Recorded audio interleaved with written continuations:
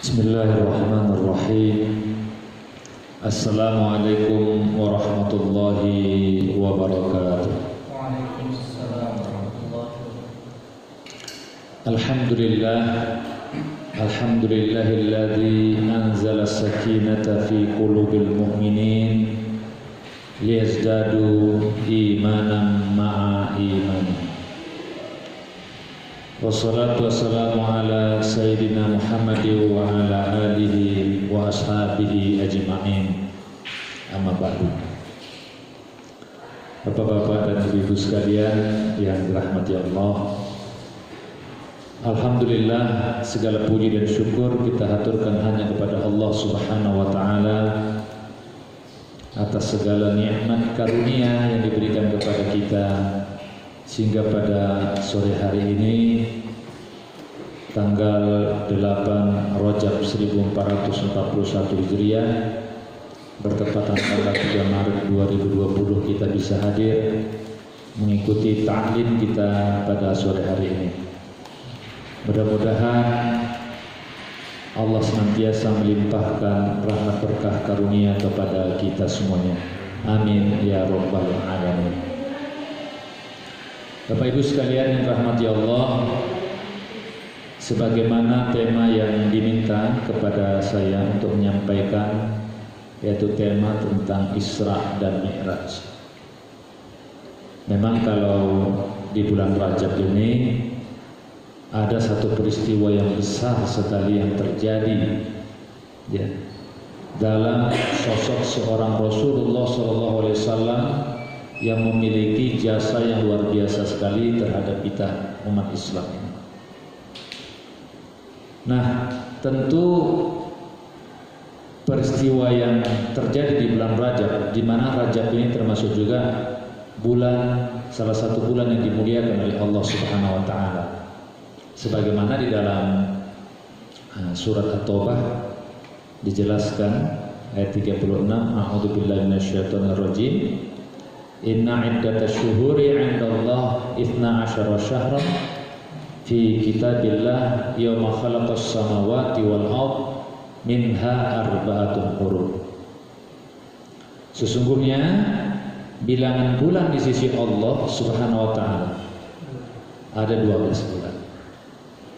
Ketika Allah menciptakan langit dan bumi ini, ada di dalam 12 bulan itu termasuk 4 bulan yang dimuliakan, yang disebut dengan arba'atun hurum, 4 bulan. Nah, salah satunya bulan Rajab. Kalau 3 bulan yang berurutan Zulqa'dah, Dzulhijjah, Muharram, dan yang terakhir adalah bulan Rajab. Oleh karena itu, bulan Rajab ini sebenarnya bulan yang dimuliakan oleh Allah Subhanahu wa taala dan termasuk salah satu bulan yang dimuliakan.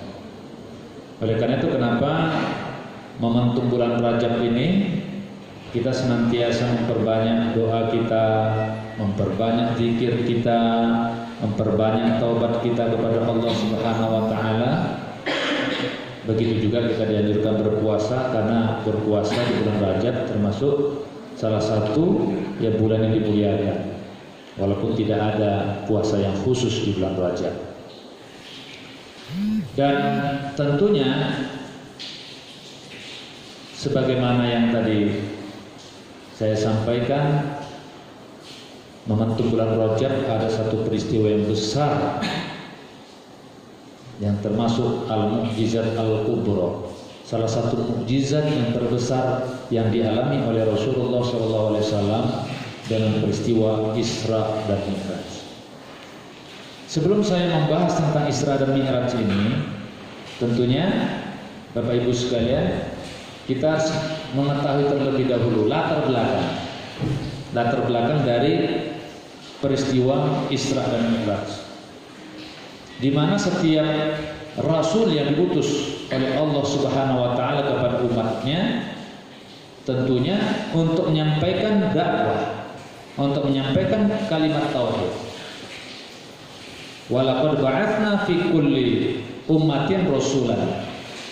Sesungguhnya kata Allah, kami mengutus kepada setiap umat itu rasul. Untuk apa rasul itu? Anibudullah, hendaklah mereka menyembah Allah, wajtanibut taghut, dan hendaklah mereka menghindari, menjauhi taghut. Kita mengetahui bagaimana dahulu ya kaum jahiliyah itu melakukan perbuatan-perbuatan yang melanggar hukum-hukum Allah, syariat-syariat Allah. Sehingga Rasulullah SAW diutus di tengah-tengah mereka untuk mengajak mereka bertauhid, mengesahkan Allah, mentauhidkan Allah, dan menghindari, menjauhi taghut-taghut. Apakah berhala-berhala yang mereka sembah? Apakah dukun-dukun yang mereka benari, mereka imani? Apakah sihir-sihir yang mereka gunakan? Apakah hawa nafsu mereka yang mereka lakukan? Atau juga undang-undang yang mereka buat, yang dimana undang-undang, kebijakan-kebijakan yang mereka lakukan itu menyimpang dari perintah Allah, seolah-olah hukum-hukum tadi itu yang lebih tinggi ya, yang dijadikan mereka pegangan. Nah, diutuslah Rasul untuk menyampaikan pesan-pesan sebagaimana kita pahami. A'udzubillahi minasyaitonirrajim. Kama arsalna fikum rasulan minkum, sebagaimana kami telah mengutus kepada kalian rasul dari tengah-tengah kalian. Ya. Untuk apa rasul tadi? Yatslu alaikum ayatina, membacakan ayat Allah, menyampaikan pesan-pesan Allah. Wa yuzakkikum, membersihkan hati. Manusia di dalam hatinya ini banyak sekali kesyirikan, banyak sekali kesombongan, banyak sekali perbuatan nifak, munafik. Kemudian setelah membersihkan hati manusia tadi, mengajarkan wa yu'allimukumul kitaba wal hikmah, diajarkan kepada kita itu ya, kepada umat itu kitab Al-Qur'an dan hikmah. Apa yang menjadi hikmah-hikmah dalam kehidupan kita. Dilihat bagaimana kehidupan dunia ini hanyalah sementara. Kita harus beribadah kepada Allah. Kemudian wa yu'allimukum ma lam takunu ta'lamun. Dan Rasulullah mengajarkan apa yang tidak kita ketahui. Nah, tantangan-tantangan, cobaan-cobaan, rintangan-rintangan yang dihadapi oleh Rasulullah SAW tidak seberapa dibandingkan kita. Mungkin kalau kita sekarang, kalau telat saja mungkin kita mendapatkan upah kita sudah mengeluh. Kalau mungkin ada kenaikan-kenaikan atau ekonomi kita mungkin agak sedikit susah, kita banyak mengeluh. Atau bahkan kadang-kadang kita dalam menjalankan perintah-perintah Allah, kita juga ada dalam perasaan kita itu sifat malas dan lain sebagainya. Kalau Rasulullah SAW dalam menyampaikan dakwah, pesan-pesan, cobaan-cobaan yang dialami oleh Rasulullah SAW luar biasa. Tidak hanya dari pembesar-pembesar Quraisy ketika itu, tetapi juga tantangan-tantangannya baik internal, eksternal dari kaumnya sendiri itu luar biasa. Sehingga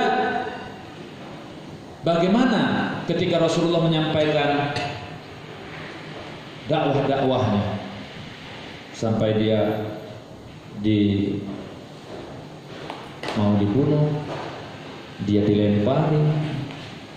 Begitu juga sahabat-sahabatnya ketika itu yang beriman kepada Allah itu disiksa. Seperti keluarga Yasir dan istrinya Sumayyah dan anaknya. Rasulullah ketika itu belum punya kekuatan apapun, sehingga Rasulullah menyaksikan betapa sahabat-sahabatnya yang ketika itu beriman kepada Allah itu disiksa, dizalimi, bahkan sampai mati. Dan Rasulullah melihat itu. Maka Rasulullah katakan, sabron li ali Yasir, inna mau'idukumul jannah. Sabarlah kalian wahai keluarga Yasir, sesungguhnya tempat kalian nanti adalah di surga. Nah, kemudian bagaimana tantangan-tantangan yang dihadapi oleh Rasulullah SAW sehingga sampai ke suatu ketika pembela-pembelanya itu wafat, terutama istrinya Khadijah. Lalu yang kedua, pamannya Abu Thalib.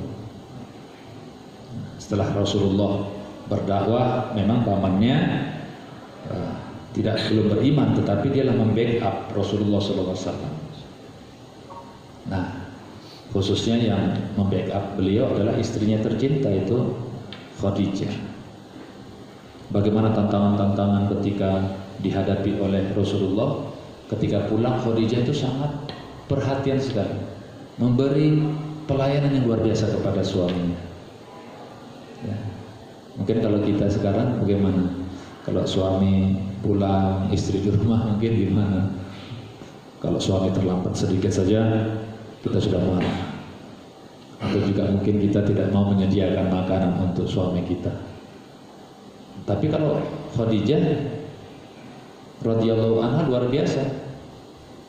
Ketika Rasulullah berdakwah, bagaimana tantangan-rintangan, dia dilempar, mau dibunuh, sampai dia di rumah dengan tersenyum Siti Khadijah melayani, memberikan kabar bahwasanya cobaan-cobaan ini ya jangan menjadikan dia beban. Tapi setelah Rasulullah SAW ya, ketika terjadi Amul Hazm, hari berduka cita dengan wafatnya pamannya Abu Thalib dan Siti Khadijah, maka di situ tidak ada lagi pembelanya yang bisa membela dia. Sahabat-sahabatnya tentu ada, ya, tapi orang yang paling dekat tidak ada yang memberi support. Sama seperti kita kalau dalam kita memiliki masalah-masalah kan memberi support Tuhan keluarga ya, anak, istri atau suami itu memberi support. Sampai terakhir bagaimana tantangan-rintangan setelah wafatnya paman dan istrinya Khadijah. Begitu beraninya orang kafir Quraisy ketika itu, bertambah-tambah kejamnya. Sampai terakhir ya, Rasulullah ya, berdoa kepada Allah ya, agar kiranya dia diberikan oleh Allah pertolongan. Maka Allah pun pasti mendengar doa-doa hamba-Nya. Apalagi Rasulullah adalah seorang nabi ya, pasti dia punya kelemahan ya, tidak ada manusia, tidak ada para nabi kecuali diberikan dengan mukjizat. Mukjizat itu sendiri artinya bisa melemahkan atau menunjukkan sesuatu yang keutamaan dalam diri seseorang nabi itu. Nah, kalau nabi-nabi yang terdahulu diberikan mukjizat-mukjizat yang kadang-kadang ya nampak. Contohnya kalau Nabi Ibrahim ya, itu dia dibakar. Ketika dibakar itu orang bisa melihat, dan Allah juga ingin menunjukkan kekuasaannya, bahwasanya kalau setiap nabi-nabi itu mendapatkan ujian-ujian, ada nabi yang diberikan mukjizatnya yang bisa kelihatan, ada juga yang tidak.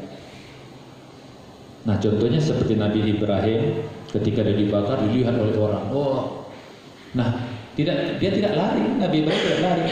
Tapi ketika dia sudah diikat dibakar, Allah cuma mengatakan saja, ya nar kuni bardan wa salamun ala Ibrahim.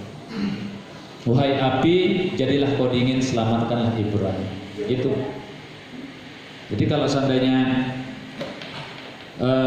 Allah berkehendak ya memberikan pertolongan kepada nabinya, kepada hambanya, ya, tidak disuruh lari dia. Terikat itu. Ini ingin menunjukkan bahwasanya Allah berkuasa. Contoh misalnya Nabi Musa alaihissalam ketika dia dikejar oleh Fir'aun, mau dibunuh, dia diberikan tongkat. Ya, diberikan tongkat. Untuk apa tongkat itu? Ya, Allah mengajarkan terlebih dahulu bagaimana kalau seandainya Nabi Musa menggunakan tongkat itu nanti dia tidak terkejut. Lalu ketika dia dikejar, tongkat itu bisa berubah menjadi ular. Itu untuk mengantisipasi sihirnya dari pembesar-pembesar atau tukang sihirnya Fir'aun ketika itu. Begitu juga ketika Nabi Musa alaihissalam sudah hampir dekat lagi, dia dikejar oleh prajuritnya Fir'aun. Lalu sampai-sampai umatnya bilang, waduh kita ini matilah ini terkejar. Apa kata Nabi Musa? Tidak usah takut, tidak usah khawatir, Allah bersama kita. Maka ketika itu Allah perintahkan Nabi Musa, wadrib bi'asokal, pukulkan ya dengan tongkatmu itu al-bahra, laut terbelah dan diselamatkan Nabi Musa. Begitu juga dengan kisah Nabi Isa alaihissalam dan lain sebagainya. Nah, Rasulullah SAW diberikan satu mukjizat yang luar biasa yang tidak pernah diberikan kepada nabi-nabi sebelumnya. Dan ini juga menjadi satu perhatian bagi kita agar menambah iman kita kepada Allah. Bahwasanya ketika kita mau dekat kepada Allah itu harus membutuhkan perjuangan dan pengorbanan. Tidak ada manusia kalau ingin dekat kepada Allah tidak mengeluarkan pengorbanan. Nah, kita lihat pengorbanan Rasulullah SAW, bagaimana perjuangannya. Karena kalau ada kita yang mau sampai ke derajat yang tinggi, bertemu dengan Allah, ya, apalagi sampai ke Sidratul Muntaha, cuma Rasulullah SAW yang bisa sampai ke Sidratul Muntaha. Itu memang butuh pengorbanan, butuh perjuangan.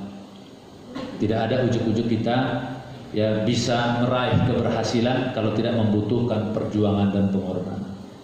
Nah, Rasulullah ya doanya didengar oleh Allah dan Allah ingin ingin memberikan ya kepada Rasulullah satu keistimewaan dengan apa mukjizat yang menjadi mukjizatnya, yaitu dengan Isra dan Mi'raj. Allah berfirman, a'udzubillahi minasyaitonirrajim, bismillahirrahmanirrahim. Subhanalladzi asra bi'abdihi lailan minal masjidil haram ilal masjidil aqsa alladzi barakna haulahu linuriyahu min ayatina innahu huwas samiul basir.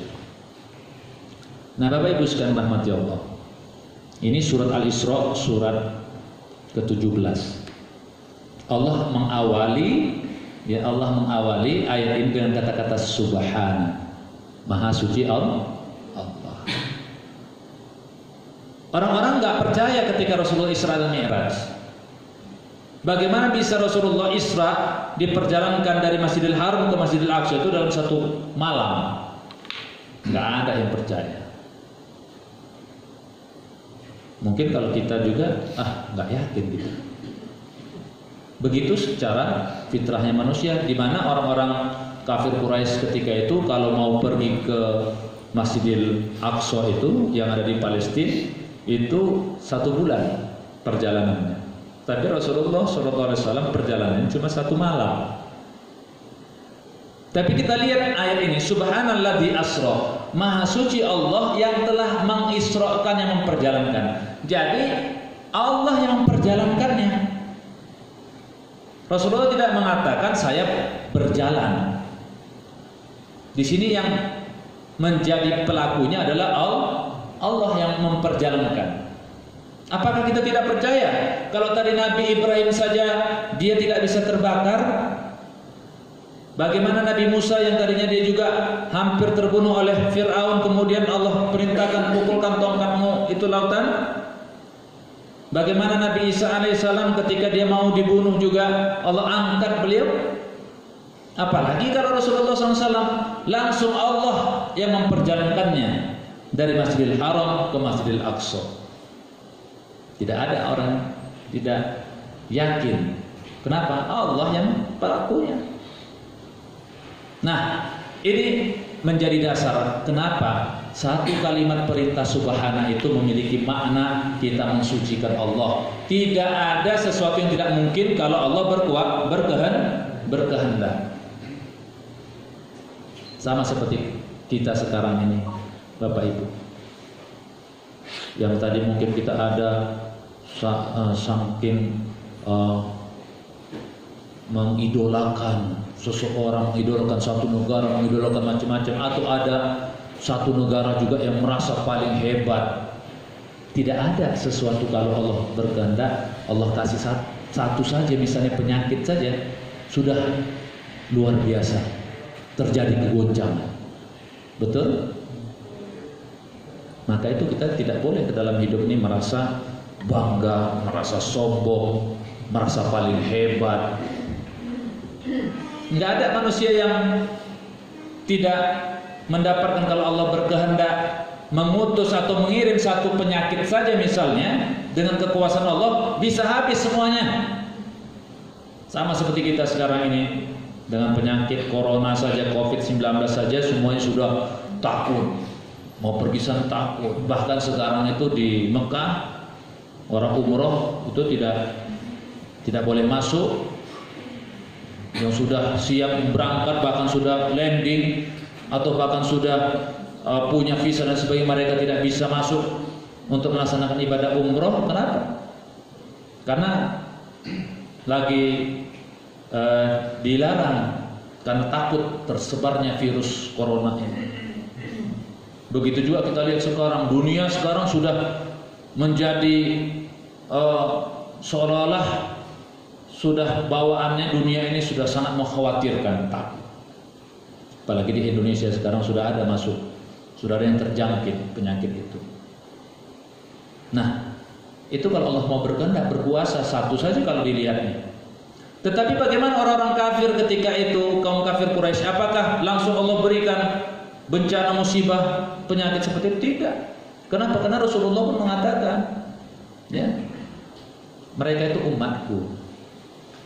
Ketika Rasulullah dizalimi, ingin dibunuh dan lain sebagainya, sampai-sampai malaikat bilang, ya Muhammad, minta saja bencana kepada umat-umatmu itu biar dikasih bencana yang tidak beriman. Apa katanya?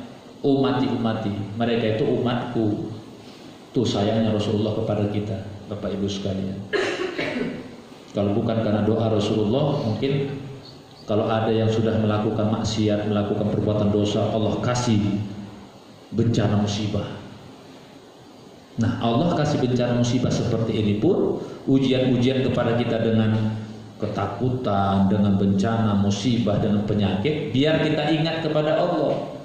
Jangan sampai kita mengidolakan dunia ini. Jangan sampai kita mati-matian untuk dunia tapi lupa kepada Allah.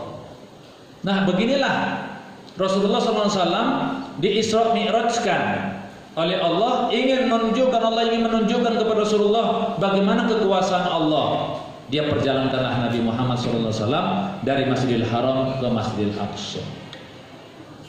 Kenapa Bapak Ibu sekalian dari Masjidil Haram? Karena Masjidil Haram ini adalah awwalu baitin wudi'a lin-nas, adalah rumah yang pertama ya untuk manusia itu. Kemudian ke Masjidil Aqsa. Masjid Al-Aqsa, Aqsa itu artinya jauh, karena perjalanan untuk menuju ke sana itu jauh, maka dibilang Aqsa. Kenapa dari masjid ke masjid? Karena masjid itu tempat kita ibadah, tempat kita sujud. Kalau sekarang orang, atau sebelum corona ini, ada orang yang bepergian dari mana ke mana? Kalau bepergian kemana? Senangnya. Ya. Kalau kita kan minal masjid ilal masjid kan. Kalau kita kira-kira kemana? Ke mall. Dari mall ke mall. dari luar negeri satu sampai yang lain. Kalau misalnya kita belum pergi ke Amerika, ke Australia dan sebagainya, rasanya belum afdol. Bahkan ada orang juga yang ntar aja lah, kalau umroh nanti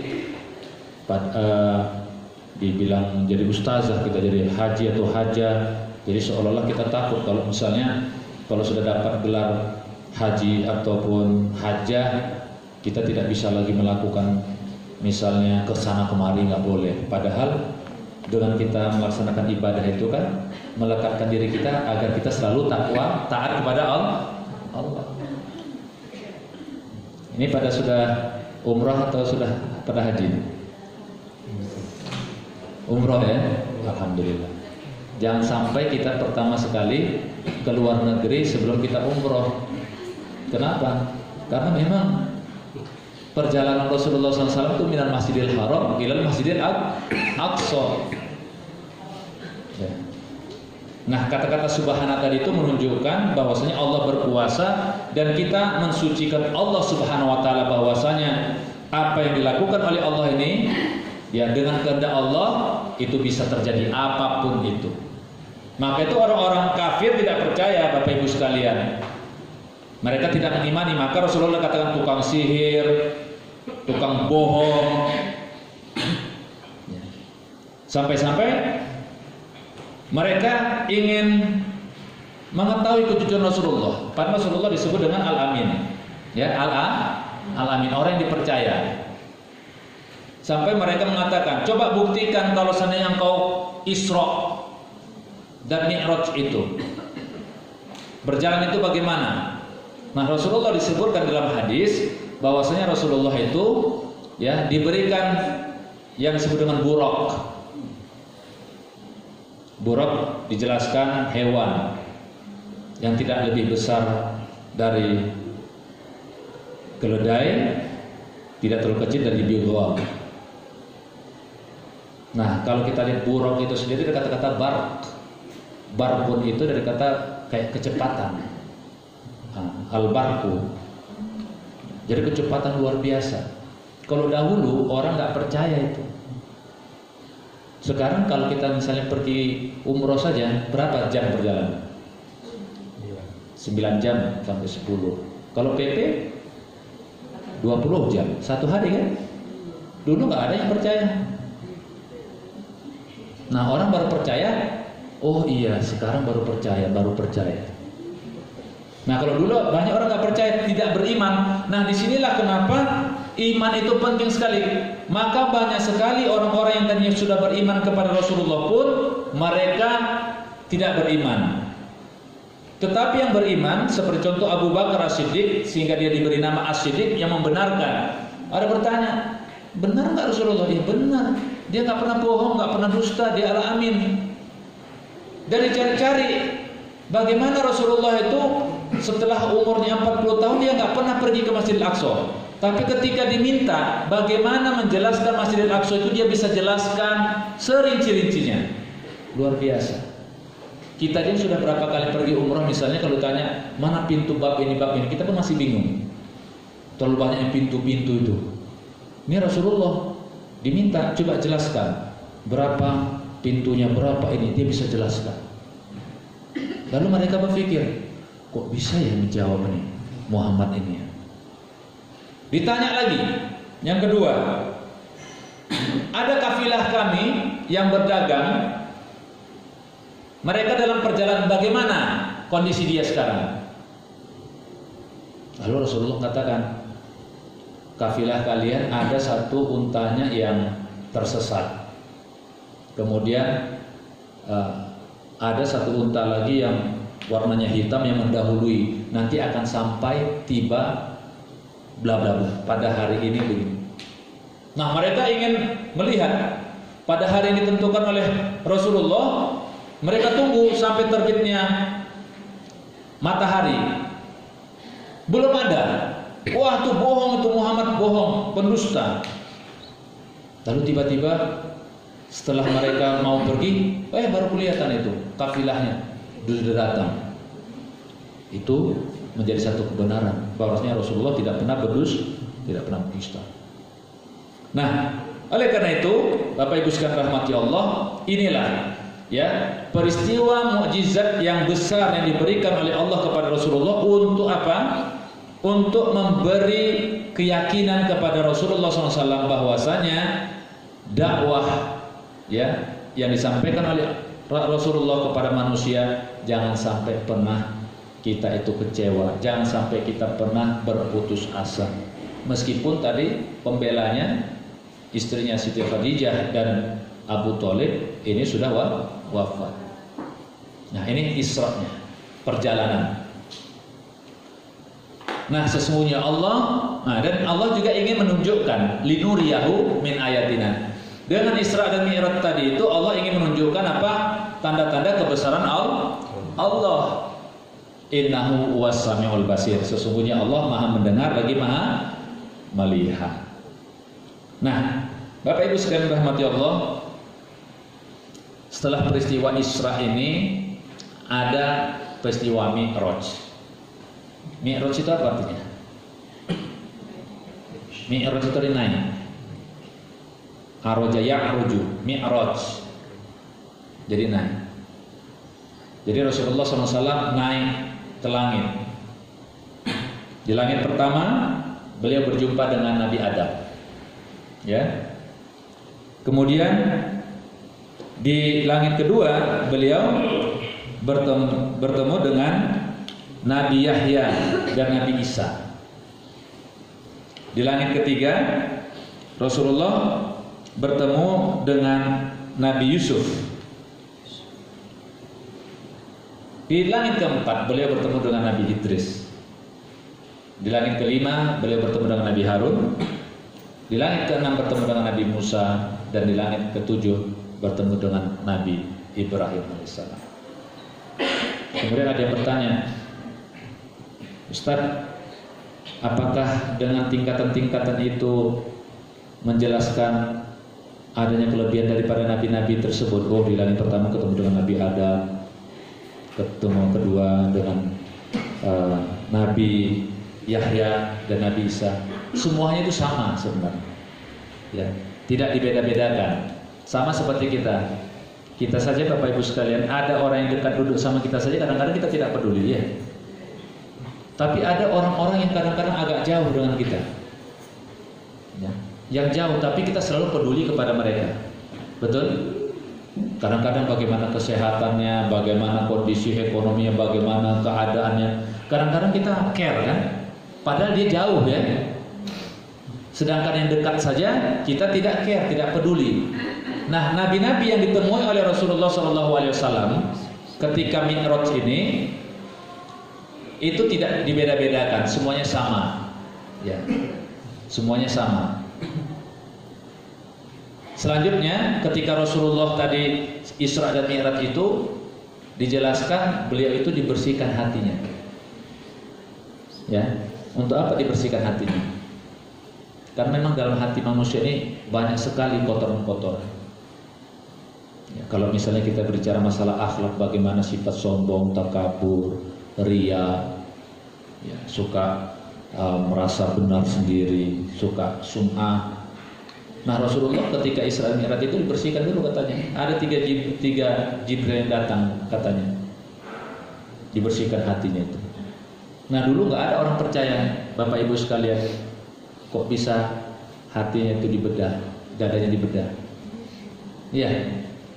Dulu kan kita nggak percaya, masa bisa dadanya dibedah? Bagaimana membersihkan hati itu? Nah, sekarang ada kan hati orang juga bisa dibersihkan, dicuci macam-macam juga bisa. Itu menunjukkan apa? Akal manusia itu dibandingkan kekuasaan Allah itu tidak ada apa-apanya. Itu berarti kita jangan sombong gitu loh. Kadang-kadang manusia berpikir, nggak mungkin, ya, masa bisa dada manusia dibedah? Sekarang buru-buru dibedah, ya. Otak orang saja bisa diambil. Bagaimana kalau ada orang kena penyakit kanker dan sebagainya itu bisa diobati. Kemudian juga jantungnya dipindahkan dulu juga bisa. Ini luar biasa. Ini menunjukkan apa? Iman. Nah, itu bedanya. Kalau kita orang beriman, Ya, kalau kita orang Islam ini beriman, iman itu yang penting. Akidah. Jangan seperti orang yang lain yang tidak beriman. Mereka tuh menganggap segala sesuatu itu nggak mungkin. Kalau untuk masalah makan semuanya dimakan. Ya. Makan apa saja manusia itu. Kalau kita lihat di Wuhan misalnya itu, di Tiongkok itu, semua dimakan, disikat. Ya, ular lah, yang kelelawar lah, yang kodok lah, yang anjing lah, yang babi lah, semua dimakan. Padahal kalau dalam Islam kan dilarang ya. Tapi itulah orang kena sakit jadinya, ya kena penyakit, baru tahu, oh iya. Sekarang juga begitu. Kita dengan berwuduk saja kan justru sekarang nih, untuk menghindari penyakit corona harus cuci tangan, harus begini, hindarin. Kita tiap hari sudah wuduk, sudah sholat kita. Gak usah takut, gak usah khawatir kita. Kalaupun itu terjadi sama kita sudah takdir Allah. Tapi jangan membuat kita merasa sesuatu takut, sesuatu takut. Nah ini tadi. Nah kembali kepada masalah kita dari Nabi Muhammad SAW, dibersihkan hatinya. Kenapa? Biar jangan ada lagi nanti dalam dirinya itu kesombongan. Jangan ada di dalam hatinya itu sifat-sifat yang menuhankan selain Allah. Kita juga begitu Bapak Ibu sekalian. Hati kita ini harus selalu bersihkan. Maka namanya ada tazkiyatun nufus, membersihkan hati diri. Apalagi kita mau Ramadan seperti ini, harus bersihkan hati kita. Nah kemudian Rasulullah dihadapkan dengan dua minuman. Ada susu, ada khamar. Mana yang dipilih Rasulullah? Susu, bukan khamar. Kalau susu ini bersih, memberi energi, sedangkan khamar memabukkan. Oleh karena itu Rasulullah ketika dia mengambil susu tadi dikatakan, kamu benar, kamu telah mengambil fitrahmu, bahwasanya susu itu digambarkan ya dengan sesuatu yang bersih, yang murni. Begitu juga minuman sehat yang bisa memberi energi kepada kita. Jangan sampai kita minum khamar. Nah sekarang orang khamar, kemudian juga narkoba, itu bisa merusak akal, bisa merusak pikiran. Nah kemudian ketika Rasulullah SAW berada di Masjidil Aqsa itu, dia mengimami para nabi. Ada yang bertanya, kok bisa Rasulullah mengimami para nabi? Karena nabi-nabi juga sudah wafat. Ada yang bertanya seperti itu. Nah semua ini kan karena kehendak Allah. Kata-katanya subhana, maha suci Allah. Jadi nggak usah kita juga berpikir, wah nggak mungkin Rasulullah bisa mengimami para nabi-nabi yang sudah wafat. Kalau Allah berkehendak ya bisa, segala sesuatu itu bisa. Nah orang-orang kafir, orang-orang yang tidak beriman, itu mereka mempertanyakan, ini bohong saja ini, tidak mungkin. Nah disitulah menunjukkan bahwasanya Rasulullah SAW itu adalah pemimpin dari para nabi-nabi. Nah naik ke langit tadi 1, 2 sampai 7 sudah. Kemudian nanti Rasulullah itu bertemu dengan Allah di Sidratul Muntaha. Sidratul Muntaha itu tempat yang terakhir di mana Rasulullah bertemu dengan Allah, dan Jibril pun ya tidak bisa memasuki itu. Dia akan terbakar. Jadi yang bisa masuk ke situ adalah Rasulullah SAW. Nah ketika Mi'raj ini, ketika Rasulullah naik, dia ditunjukkan tanda-tanda kebesaran Allah. Apa saja yang ditunjukkan? Ada beberapa peristiwa yang ini juga bisa menjadi ibrah, pelajaran bagi kita Bapak Ibu sekalian, agar kita mengerti bahwasanya kita hidup di dunia ini juga ada kewajiban kita, ada tugas-tugas kita, dan ada juga hal-hal yang harus kita hindari. Nah, ada beberapa peristiwa yang dilihat oleh Rasulullah SAW untuk memberikan semangat kepada Rasulullah dalam berdakwah, dan bagaimana nanti Rasulullah SAW mendakwahkan atau menyampaikan pesan-pesan dari Allah Subhanahu Wa Taala. Yang pertama, ada beberapa yang dilihat oleh Rasulullah. Yang pertama, Rasulullah melewati satu kaum yang sedang bercocok tanam. Bercocok tanam. Nah, setiap kali bercocok tanam, kemudian panen. Setelah panen kan habis. Besoknya tumbuh lagi. Ini apa perumpamaannya? Ada Bapak Ibu yang tahu? Apa perumpamaan dari peristiwa ya dia melihat satu kaum yang bercocok tanam, setelah panen kemudian besok tumbuh lagi, panen tumbuh lagi, tumbuh lagi. Ini peristiwa apa yang menjadi pelajaran bagi kita? Ini adalah menunjukkan orang-orang yang senang berjihad di jalan Allah dan orang-orang yang senang menginfakkan hartanya di jalan Allah. Nah, ini jadi kalau kita misalnya dalam hidup kita ya kita berjihad di jalan Allah dengan harta, jiwa kita, tenaga kita. Dipahami makna jihad itu ya, bukan jihad seperti teroris, tidak. Artinya kita berjihad dengan harta, jiwa, tenaga kita ya, untuk membela agama Allah. Begitu juga kita yang menafkahkan harta kita untuk membela agama Allah. Di tengah misalnya ada saudara-saudara kita yang membutuhkan, ya masjidnya dirusak, dihancurkan, nah, kita dengan harta kita berikan untuk bangun masjid atau membantu saudara-saudara kita. Nah, ini adalah perumpamaannya nanti di hari kiamat ketika kita sudah mendapatkan balasan oleh Allah, diberikan lagi balasan-balasan. Ini yang pertama. Yang kedua, Rasulullah SAW melihat seorang wanita tua. Nah, pada wanita tua itu banyak sekali perhiasan-perhiasan. Ibu-ibu pasti suka perhiasan ya? Pasti. Kalau sudah tua juga pakai gelangnya, emasnya, kemudian banyak menggunakan perhiasan-perhiasan. Kira-kira ada yang tahu tidak perumpamaan apa itu yang dilihat oleh Rasulullah? Ada yang tahu? Artinya dunia ini sudah tua. Selain sudah tua, manusia masih suka emas, masih suka dunia. Seolah-olah dia mencari kehidupan dunia itu adalah segala-gala. Jangan seperti itu kita. Rasulullah katakan, aku bukan takut kepada kalian kemiskinan. Ma'aksha alaikumul faqra. Aku bukan takut kalian itu miskin. Tapi apa kata Rasulullah? Aku takut itu kalau kalian itu diberikan dunia itu kalian cari pagi siang malam, lupa kalian kepada Allah, lupa kepada akhirat. Nah, wanita tersebut sudah tua bangka namun masih berusaha bekerja keras, seolah-olah dunia itulah segala-galanya bagi mereka. Nah, padahal harta-harta yang kita dapatkan itu juga akan habis. Ya, harta-harta yang kita pakai kalau sudah wafat nanti umur kita antara 60-70 tahun.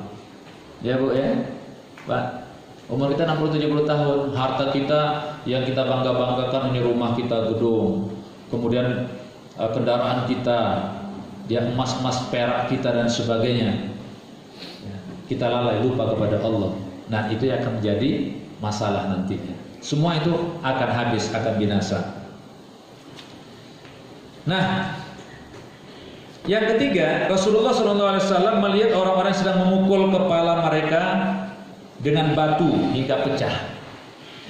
Nah, ini Rasulullah melihat ada orang-orang yang dipukul kepalanya dengan batu hingga pecah. Kemudian setelah pecah kembali seperti semula. Itu kira-kira seperti apa itu perumpamaannya? Ada yang tahu Bapak Ibu sekalian? Ini perumpamaan orang-orang yang meninggalkan sholat. Maka itu inti daripada Isra Mi'raj itu tadi adalah pesannya nanti adalah sholat. Jadi orang-orang yang malas-malasan sholat atau yang meninggalkan sholat, ini nanti perumpamaannya ya adalah orang-orang yang dipecahkan kepalanya dengan batu sampai pecah, kemudian nanti kembali seperti biasa lagi normal, dipecahkan lagi. Itulah perumpamaan orang-orang yang meninggalkan sholat.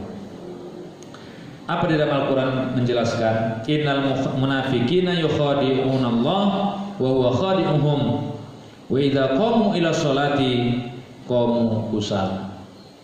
Orang-orang munafik itu, kata Allah, adalah orang-orang yang membohongi Allah dan membohongi diri mereka. Ini orang-orang munafik. Mereka itu termasuk orang munafik kalau mereka melaksanakan atau berdiri untuk sholat, mereka sholatnya malas-malasan. Ini surat An-Nisa ayat 142. Jadi kita kalau sholat itu, Bapak Ibu sekalian, harus semangat, harus menghadirkan hati kita, harus memahami bacaan-bacaan kita, harus mentakzimkan, mengagungkan Allah. Ya, jangan sampai kita sholatnya sampai sekarang mungkin kita Al-Fatihah, apa ya arti Al-Fatihah? Nah, kalau dari kisah Isra dan Mi'raj ini harusnya Bapak Ibu sekalian kita mengambil satu pelajaran yang penting, karena inti daripada Isra dan Mi'raj ini adalah perintah sholat. Kalau perintah-perintah yang lain-lainnya itu berdasarkan dari wahyu, sedangkan sholat ini langsung perintahnya dari Allah. Rasulullah yang dapat langsung yang perintah ketika Sidratul Muntaha diperintahkan sholat. Bahkan dalam satu riwayat dijelaskan sholatnya kita itu pertama mendapatkan 50 waktu 50 kali. Sanggup nggak Bapak Ibu 50 kali sholatnya? Misalnya sehari kita sholatnya 50 kali atau 50 waktu, gimana? Kira-kira sanggup tidak? Nggak bisa ngapa-ngapain kita. Nah, ketika mendapatkan seperti itu, dia turun bertemu dengan Nabi Musa, ditanya apa yang dapat perintah sholat berapa kali? 50 waktu. Wah, nggak sanggup nanti umatmu. Minta lagi kepada Allah. Emang Allah, ada yang bertanya, emang Allah nggak tahu kemampuan umat Nabi Muhammad kok minta dikurang terus sholatnya? Bukan begitu cara pemahaman kita. Semuanya Allah sudah tahu. Tinggal itu adalah secara ya duniawi bagaimana, ada proses ya. Kalau Allah ingin mengatakan kun fayakun semua bisa jadi, tapi juga ada manusia yang membutuhkan proses, ada sebab akibat. Dari 50 jadi 5 waktu. Kalau seandainya kita sholat Bapak Ibu sekalian 50 waktu, setiap 15 menit kita sudah sholat lagi. 15 menit udah sholat kita, baru ngerjain lagi, sholat lagi. Kita sholat ini 5 waktu aja kadang-kadang begitu. Waduh, udah asar ini ya. Waduh, udah jam 5:30 nih. Waduh, kadang-kadang kita saja sholat seperti itu masih ya. Mau tepat waktu aja kadang-kadang kita masih ada kerjaan kita, masih ada ini, masih ada itu. Itu baru 5 waktu. Apalagi kalau 50 waktu. Ya, nggak bisa ngapa-ngapain kita. Mau makan baru makan aja sholat. Nah ini. Artinya apa? Mari kita jaga waktu sholat kita. Ya. Mari kita jadikan sholat kita ini sholat yang berkualitas. Ya. Sebagaimana di dalam Al-Quran dijelaskan bagaimana bisa khusyuk. Ya. Alladzina hum fi sholatin khushu'un. Bagaimana orang-orang yang beriman itu, orang-orang yang qad aflahal mu'minun, orang-orang yang beruntung itu. Yaitu kalau sholatnya itu alladzina hum fi sholatin khushu'un. Sholat itu bisa khusyuk, mereka memahami, paham terhadap sholatnya. Jadi sholat bukan hanya satu kewajiban aja. Udah sholat. Harusnya sholat itu artinya doa. Betul Bapak Ibu sekalian. Kalau kita memahami sholat kita yang sekarang ini, sebenarnya kita itu adalah doa-doa kita kepada Allah. Kalau kita sudah paham itu sholat kita adalah doa, maka dijelaskan as-sholatu mi'rajul mu'min. Sholat kita itu adalah mi'raj, naik. Kita mohon kepada Allah, naik doa-doa kita itu. Nah, Isra Mi'raj perintahnya adalah sholat. Maka jadikan sholat kita itu sholat yang benar-benar khusyuk, sholat yang benar-benar kita menghadirkan hati kita kepada Allah, mentakzimkan Allah, mengetahui bacaan-bacaan sholat, mengerti artinya, sehingga akan ada apa? Khauf, takut. Kalau seandainya nanti musibah datang kepada kita, takut. Kalau seandainya nanti Allah beri bencana kepada kita, dan ada roja, harapan ya Allah dengan sholatku ini, ya Allah beri aku keberkahan dalam hidupku dan sebagainya seperti itu. Tapi kadang-kadang kita udah sholat udah, besok kayak gitu lagi, perilakunya nggak menunjukkan dia itu sholat. Ya bohong saja dia. Ya, kalau mau melakukan maksiat aja dia. Padahal dia sudah sholat. Sedangkan sholat itu tanha 'anil fahsya'i wal munkar. Sholat itu mencegah perbuatan keji dan munkar. Baik, Bapak Ibu sekalian yang selanjutnya, ya, yang dilihat oleh Rasulullah dalam perjalanan Mi'rajnya adalah Rasulullah melihat satu kaum yang memotong-motong lidah dan bibirnya dengan menggunakan gunting dan besi. Ih, sadis sekali Ustaz, kok ini sekali nih, menakutkan. Menakutkan nggak Bapak Ibu dengan peristiwa ini?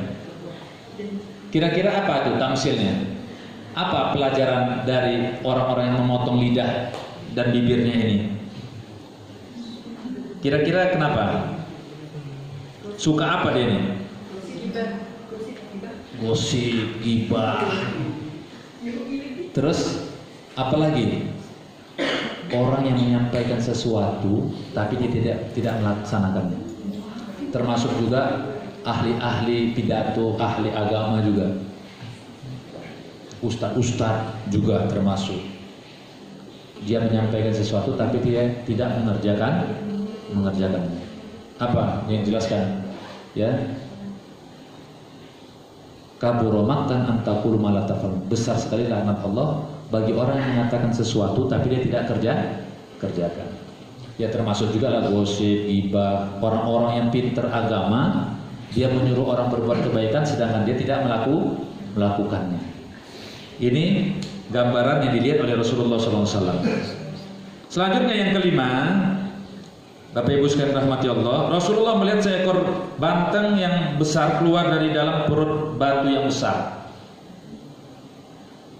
Kemudian banteng itu masuk kembali tapi dia nggak bisa lagi masuk dia. Rasulullah terheran-heran melihatnya, maka beliau bertanya kepada Jibril, wahai Jibril, apa perumpamaan itu? Perumpamaan apa itu? Ada banteng yang keluar dari batu besar, tapi dia mau masuk lagi nggak bisa. Itu apa perumpamaan tamsil yang dilihat oleh Rasulullah yang ditanyanya kepada Jibril? Ada yang tahu Bapak Ibu sekalian? Itu orang yang dikasih amanah, ya, tapi tidak bisa menunaikan amanah, atau yang berjanji, ya, orang yang suka berjanji dan bersumpah tapi tidak melakukan janjinya atau amanahnya. Jadi jangan suka janji-janji. Ya, kalau ada orang suka janji ini janji itu, ya, tapi tidak ditepati.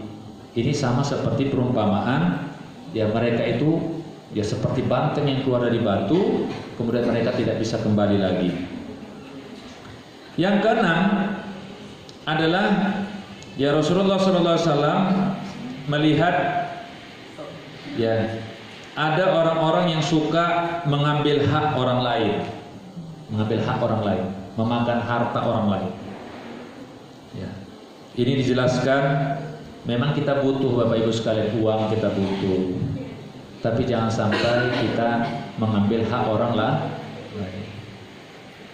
Apalagi kalau seandainya merugikan orang lain. Kita sudah kerja, sudah berpuluh tahun, tiba-tiba hak kita tidak dikasih, ya. Tiba-tiba dipotong ini, dipotong itu. Nah itu juga termasuk zalim. Nah ini dijelaskan, ya, di muka bumi ini manusia sibuk dua masalah. Yang pertama mengumpulkan uang sebanyak-banyaknya, dan yang kedua suka mengambil atau menerjang kehormatan orang lain. Ya, dia untuk mencari jabatan, kekuasaan itu dia bisa-bisanya menzalimi orang lain. Banyak nggak kasus seperti itu? Banyak sekali. Dia ingin naik jabatannya, apakah jabatan direktur, jabatan ini, yang lain nggak bisa disikat sama dia, dihalangi dan lain sebagainya. Ini banyak sekali. Nah, ini juga dengan memakan harta orang lain, juga dengan makan riba. Orang-orang yang makan riba ini luar biasa. Itu seperti apa? Mereka makan darah, ya. Mereka berenang di lautan darah. Kemudian yang ketujuh, ya, yang dijelaskan oleh Rasulullah SAW ketika beliau Mi'raj itu, ada orang-orang yang suka mengusik kehormatan orang lain, baik lewat perkataan maupun perbuatan, yang juga merupakan pangkal kerusakan di muka bumi ini. Maka mereka itu yang suka merusak kehormatan orang lain itu, Rasulullah melihat kaum yang berkukunya lancip. Kukunya lancip. Mereka itu merobek-robek muka dan dadanya. Ya, ini. Kemudian Rasulullah SAW juga melihat ada orang-orang yang meninggalkan daging yang bersih, tapi mereka suka makan daging yang kotor.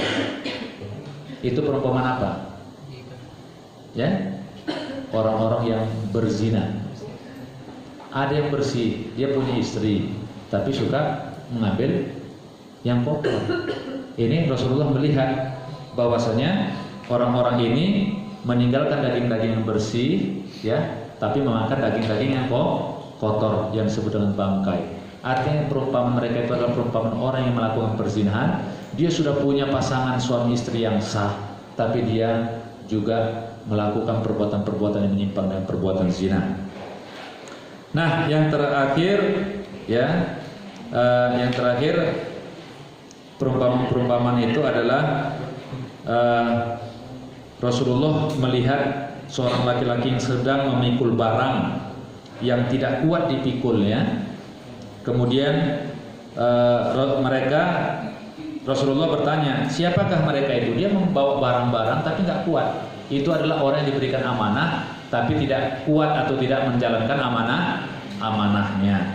Ini jangan sampai kita dikasih sebagai ini jabatannya banyak sekali, tapi kita tidak pernah lakukan amal-amal kita itu, sehingga itu termasuk orang-orang yang tidak sanggup melakukan kewajiban-kewajibannya, yang mereka akan keberatan hidupnya di dunia. Ini Bapak Ibu sekalian rahmati Allah, tentang peristiwa Isra dan Mi'raj, Isra perjalanan Rasulullah SAW dari Masjidil Haram ke Masjidil Aqsa, karena Rasulullah diberikan oleh Allah Subhanahu Wa Taala satu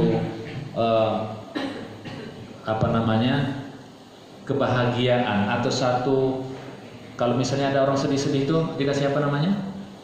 Hiburan. Bapak Ibu kalau misalnya suka sedih-sedih, suka hiburan tidak? Hiburannya kemana? Tidur. Kalau ada orang yang sedih, jangan terlalu bersedih, tapi perlu ada rihlah. Ya, rihlah itu bepergian wisata, tapi wisatanya jangan wisata-wisata yang membuat kita menjadi lupa kepada Allah, tapi jadikanlah wisata-wisata itu wisata religi. Misalnya kita bepergian dari mana? Dari masjid ke masjid. Masjid mana? Ya kalau Masjidil Haram, dari Masjid Indonesia ke Masjidil Haram boleh. Atau dari Masjid Indonesia ke Masjid Al-Aqsa boleh. Apalagi kalau misalnya kita umroh itu kan umroh ke umroh itu dapat menghapuskan dosa.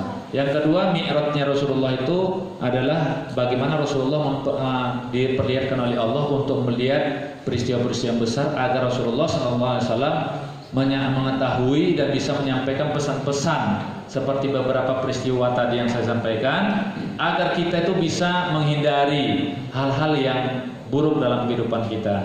Artinya jangan sampai kita menzalimi orang lain, jangan kita tidak amanah, jangan kita banyak janji, jangan kita mengambil hak orang lain, jangan kita makan riba, jangan kita melakukan perbuatan zina, jangan kita meninggalkan sholat dan lain sebagainya.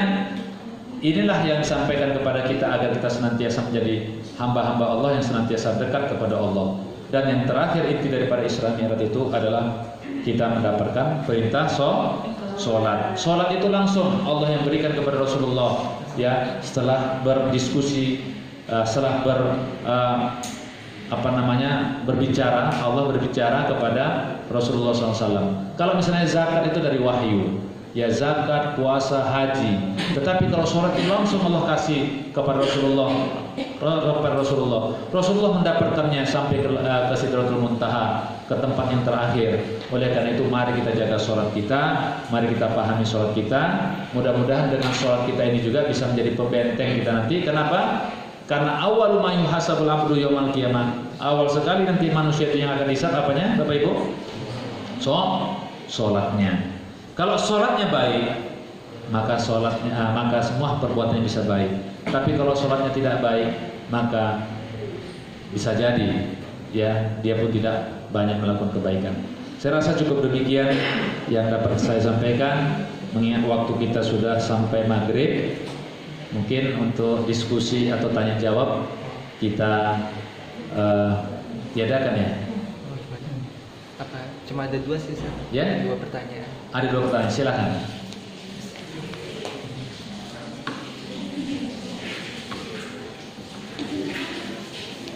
Ustaz, tadi disebutkan bahwa Nabi Muhammad dibersihkan hatinya oleh 3 jin, apakah Jibril itu banyak?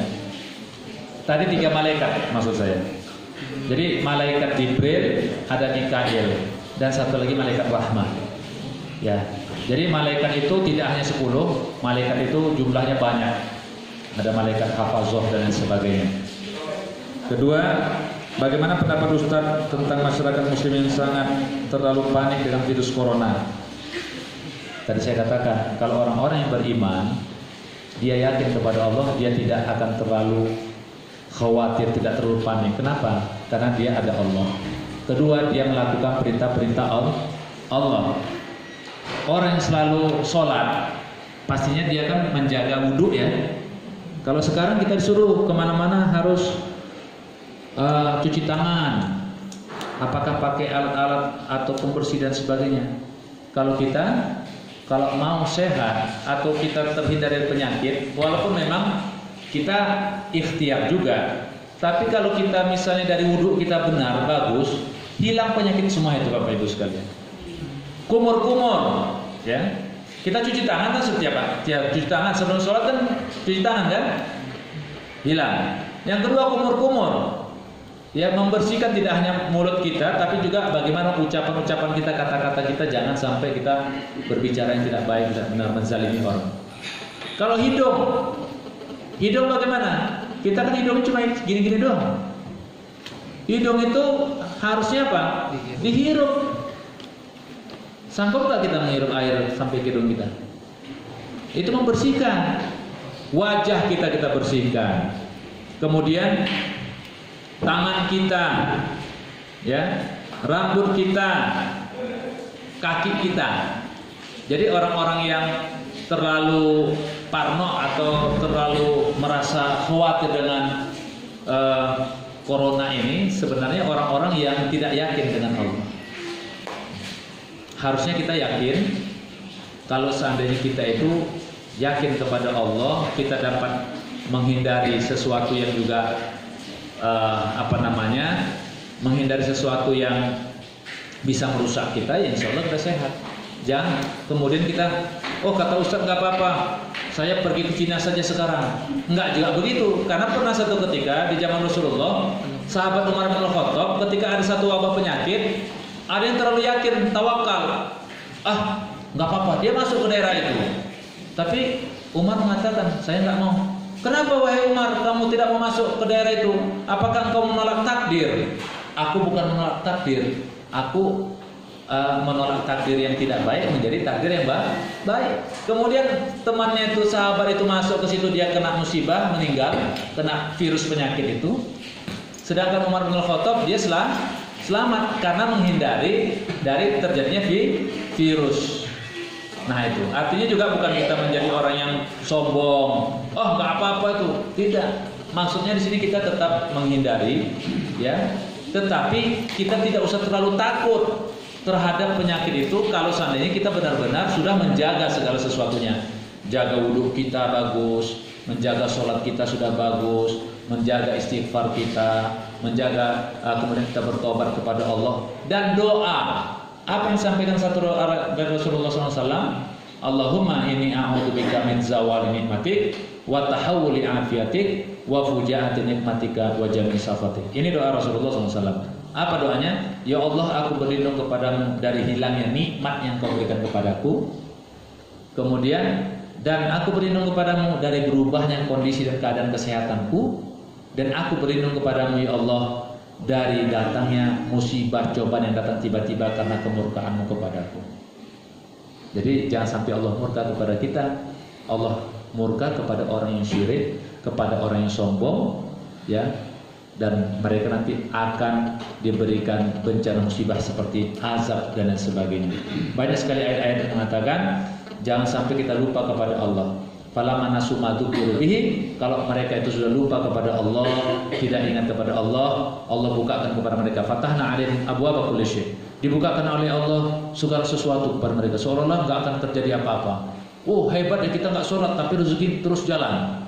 Wah, aku enggak ngaji tapi aku enjoy saja. Kadang-kadang ada orang begitu kan, berpikir dia enggak melakukan perintah-perintah Allah, kehidupannya hebat, mewah. Apa kata Allah?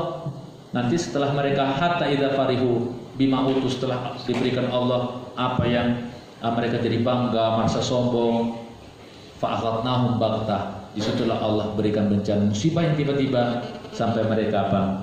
Mereka wakanu mublisun, mereka berputus asa. Jangan sampai kita seperti orang-orang yang lupa kepada Allah, ya. Oleh karena itu dengan adanya penyakit ini mengingatkan kita agar kita juga banyak-banyak ibadah kepada Allah, taubat. Jangan sampai ada penyakit ini jadi takut kita